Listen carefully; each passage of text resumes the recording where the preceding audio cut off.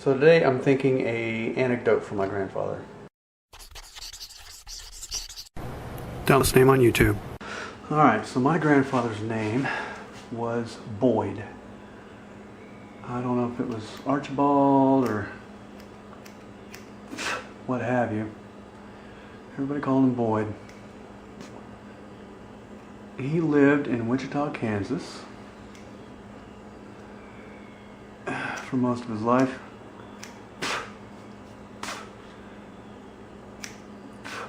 He was a drafter, which means he did engineering type drawings, but he did not have more than drafting school training, I don't think. He went to drafting school because of the military paying for it after World War II. I'm not sure if he used the GI Bill or not. I never really asked. But he raised a family. Both my grandfather and grandmother have passed away, so I can say that at some point or another I heard that my grandfather married my grandmother because he felt sorry for her. I have no idea if that's true or not. I never heard him say it. It's all secondhand. My uncle, my father's brother, only sibling, it was in the Air Force for a long time. He seemed to enjoy it. When he got out, he did all kinds of stuff, like he drove a limo for a while.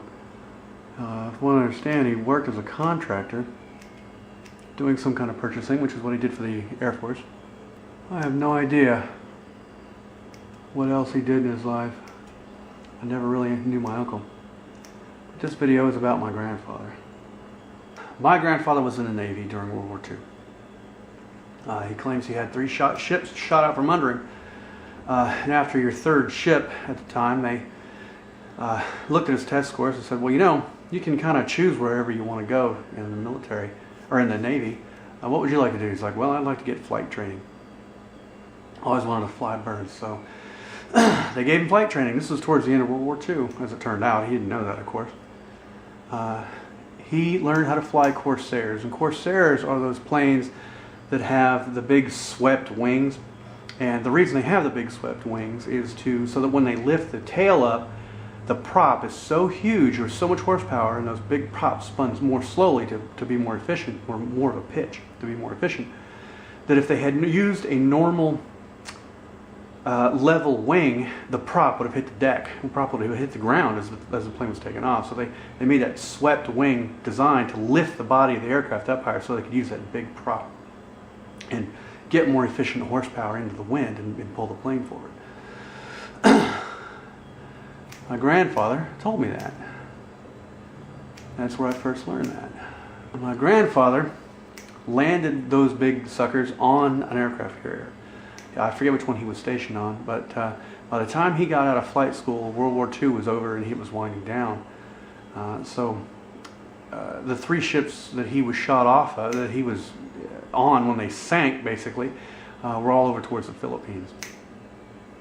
He flew Corsairs, and he flew them around Washington, D.C. I'm not sure exactly where.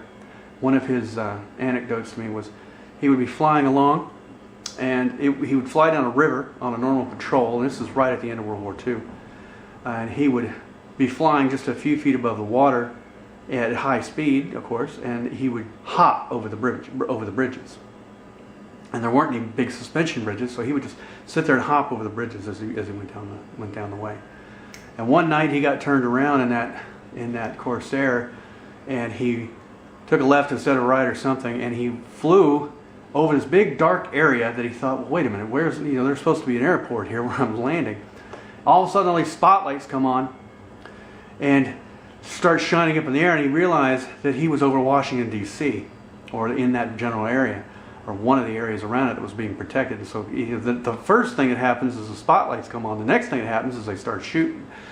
So he did one of those classic rollovers and got the hell out of there. And when you do that rollover, it's really easy to identify, even at night, what kind of plane it is. So hopefully he was saying, he was praying they'd recognize what kind of plane it was. And when he rolled over and got the hell out of there and went back the way he came and figured out where he was. So that's another anecdote.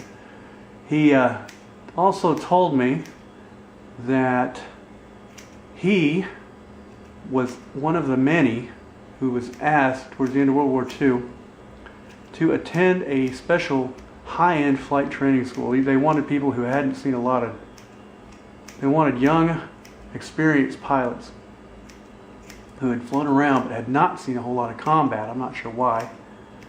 They specifically didn't want people who had seen a whole lot of combat. Maybe they were just too cocky.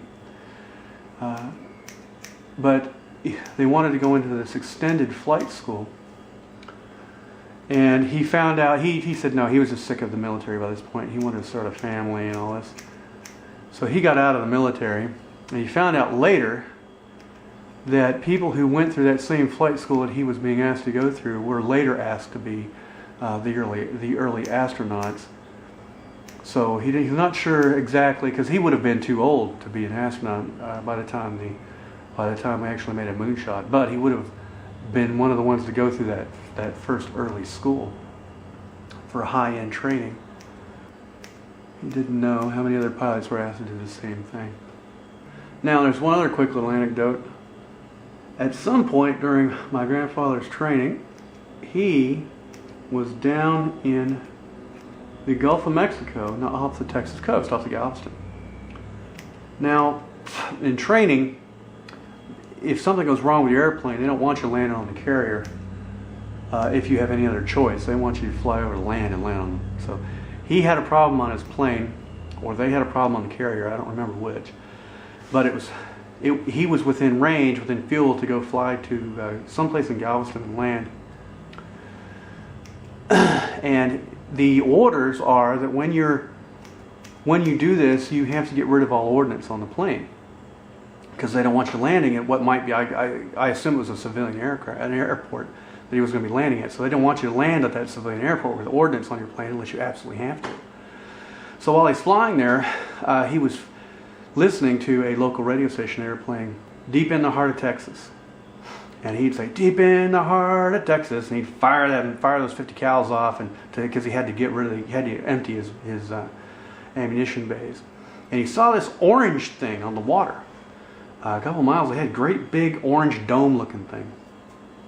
And he's like, well, I got to get rid of that bomb anyway.